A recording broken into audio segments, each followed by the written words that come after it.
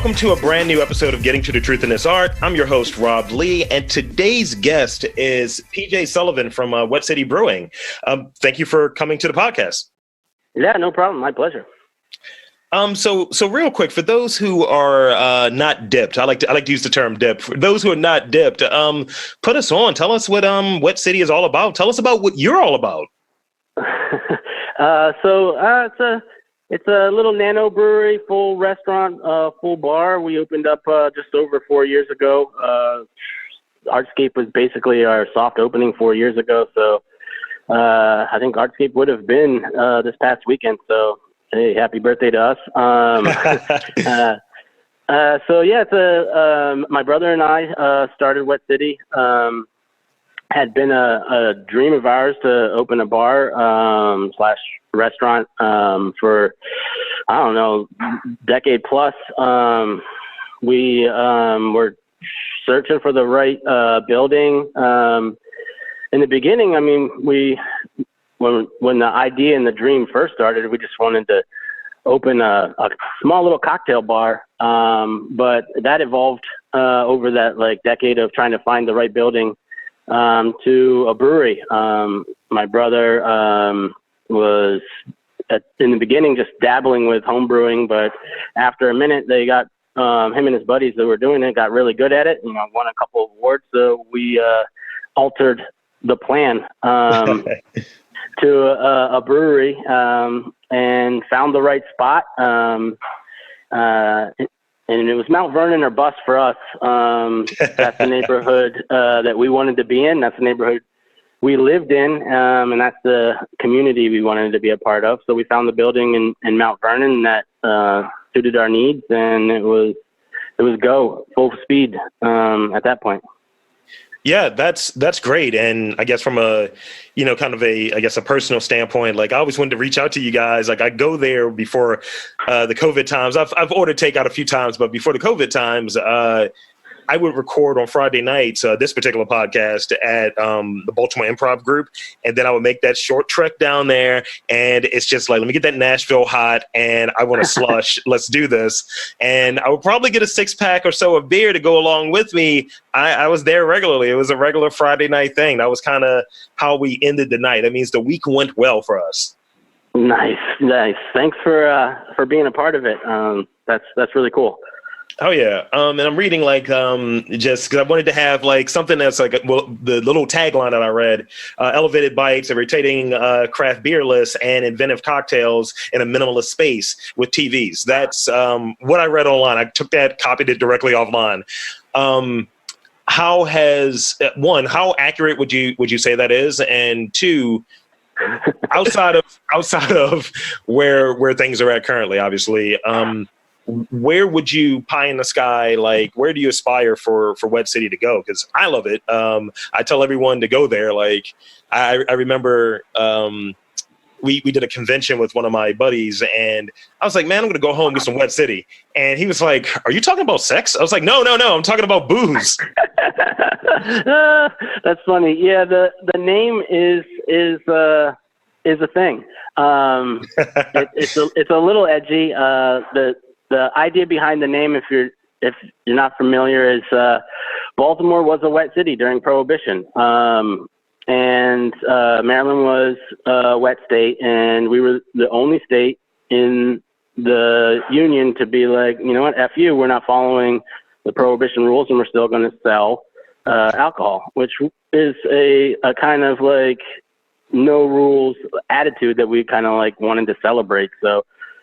Plus, at the time, like I said, we were heavy into cocktails, and my brother was running a cocktail blog called Post Prohibition. So, kind of tied into what we were doing at the time too. That's how the name came about.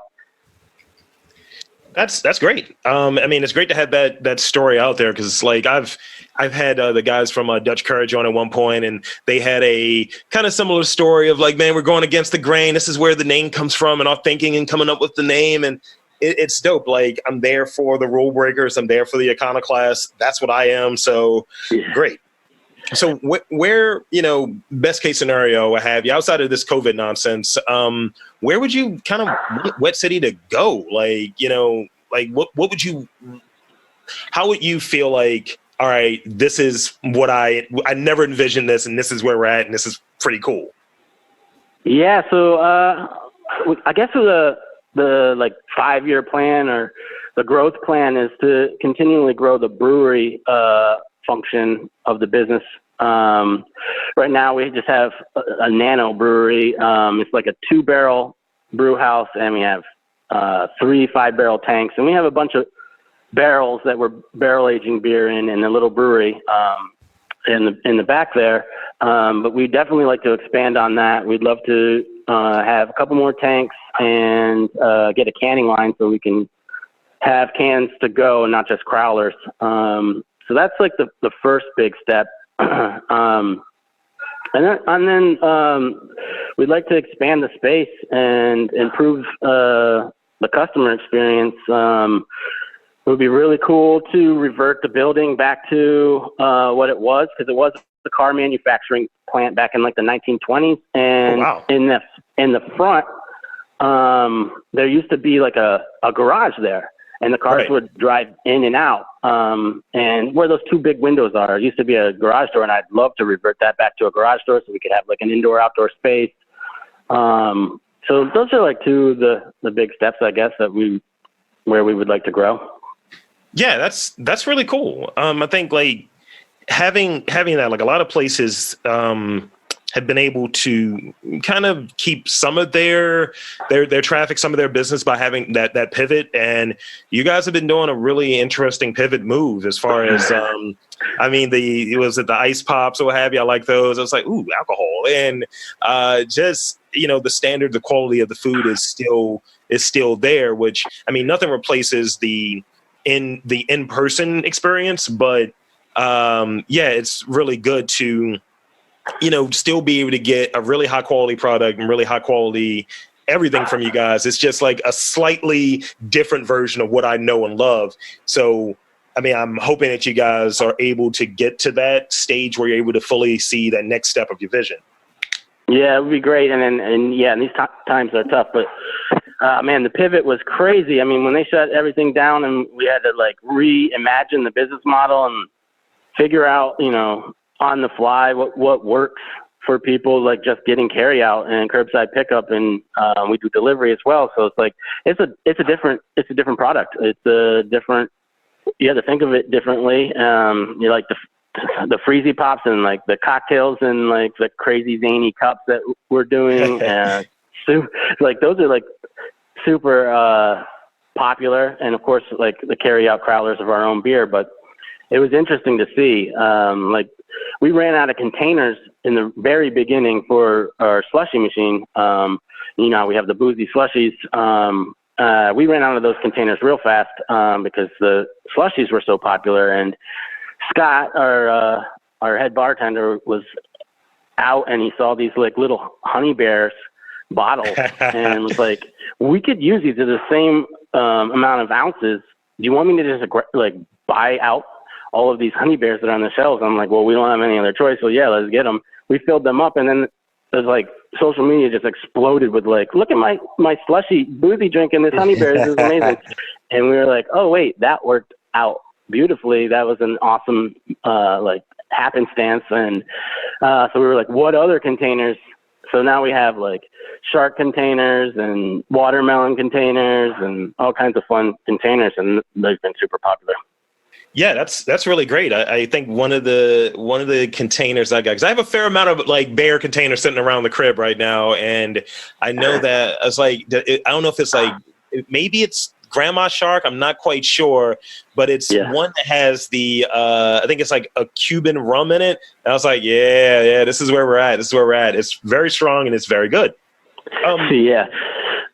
So I'll be remiss if I don't kind of bring in the Baltimore aspect of it. So you'd mentioned that the location that you're at was important for you to be there. It was, that area or bust. But what's the thinking in going into opening a business in Baltimore? And are you what is your relationship with Baltimore? Well, Baltimore's our home. we wanted, obviously, to be in Baltimore, but more specifically Mount Vernon. That's where we lived. Mount Vernon is the community that we wanted to build around. The people around here are our neighbors. So we have like a special bond to this community. We moved down here in 2000. My brother and I have always been, best buds. We're super tight. And I moved down here in 2000 after college and got my first job down here. And my brother was looking at art schools for photography. And so he chose Micah so we could stick together. So we've been down here since 2000. And 5 years ago, we bought this building. So it's like, we were going to be here no matter what. And like I said, Mount Vernon was our spot. I dig it. Like, just 20 years in, 20 years deep. And definitely having that brother thing. Me and my brother, we're connected. He's like, man, whatever you need from a podcast perspective. I was like, all right, cool. It's always good. What is your approach when coming up with that your menu, coming up with what cocktails you're going to have, what food you're going to have? Because it's an interesting menu. I've seen like influences from like New Orleans. I've seen influences from Nashville, obviously, and influences Caribbean. So what is the thinking when coming up with that menu? Yeah, so menu creation is a fun part of the job. I love being a part of it. I love the creative process. I love creating anything really. But I also have a graphic design company, and I've had that for 15 plus years. It's called Hardly Square. But what I've learned from working with creatives there is, give them the creative freedom, let them do what they love and what they're excited about, and you're going to get the best results that way. I'm always going to be there for inspiration or through brainstorms and new ideas and whatnot. But bottom line is, let the creatives do their thing and, just hire right. And if they're excited about something and they have a passion and a love for something, let them do it. And that's going to be your best product. Dope. A couple more questions and then I'll hit you with the lightning round and then I'll let you get back to your day. So what are some of the advantages and some of the challenges of being in the restaurant business, whether it be Baltimore specifically or just generally just challenges and advantages of being in the restaurant business? There's a lot of challenges right now. Obviously, yeah. Advantages. One of my favorite parts of being in the restaurant business, I've always loved hosting parties, and the most enjoyable part of this business for me is seeing people in our space having a really good time. That right there is payment in itself. I love that part of this job. And unfortunately, COVID has put the brakes on that part of this job for me, which is a huge bummer. But that really is the biggest advantage to me, personally, about being in the restaurant industry. Just seeing everybody, having a really good time and, us sharing their space and giving someone a home away from their home. Challenges, besides the fact that business has been halted to an extent, nobody can come into our space anymore. What other challenges? The competition is really a thing. There's a lot of good places out there. So you got to stay on top of your game. You always got to be changing and creating, and thinking about what you're going to be doing next, whether it's the menu, whether it's the space design, whether it's the customer service, all that stuff. So you got to stay on your toes, or you're just going to be left behind. I would say that's the biggest challenge. Yeah. That makes sense. So in it, like this, Baltimore has like that reputation or what have you. And a part of doing this podcast is to try to clean up that malign reputation that Baltimore has. And one of the things I've gathered out of doing this podcast and talking to people who are in the know, who are knowledgeable, they'll say like Baltimore's got a really good food and bar scene. Like Baltimore's really good for that type of stuff. So in that, you echoed the notion of like, there's competition out there. You don't want to get left behind and so on. What would you say makes the Baltimore like food and booze scene so unique? For me, from what I've seen, and, you know, I really can't say if this doesn't happen in other places, but what I've seen is pretty awesome about Baltimore's food scene and the restaurants and the bars around me is it's pretty tight knit. People are always there to help out in a pinch or give advice when needed.